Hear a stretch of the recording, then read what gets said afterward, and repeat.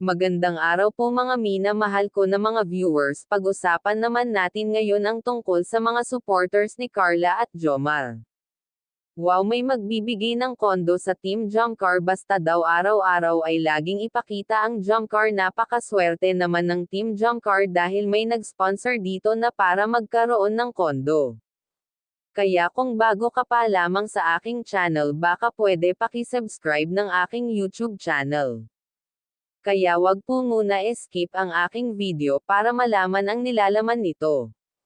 At bago po natin simulan ang video na ito ay gusto ko lamang shoutout ang ating minamahal na mga viewers at supporters.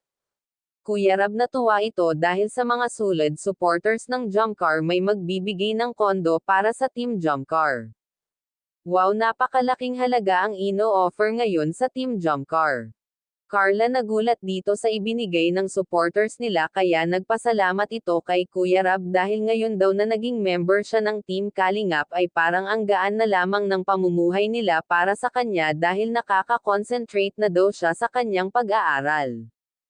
Kuya Jomar ay natuwa din para sa mga nakakamit nila bilang Jomcar.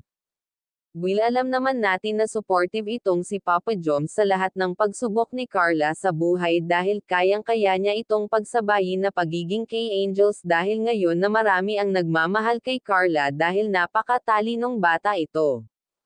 At marami ang natutuwa sa love team nila kaya para daw sa mga viewers nila na laging nakasabaybay sa kanila. Sisikapin nilang maging maayos pa ang kanilang pagsasama sa Team Kalingap. Kaya nga proud sa inyo ang buong Kalingap dahil talagang ginampanan mo ang pagiging K-Angels. Salamat Papa Jom sa pag-alalay kay Carla palagi. Para ito sa kinabukasan ng pamilya ni Carla kaya go lang Carla, magsikap ka para sa ikabubuti ng iyong pamilya para maiahon mo sila sa kahirapan.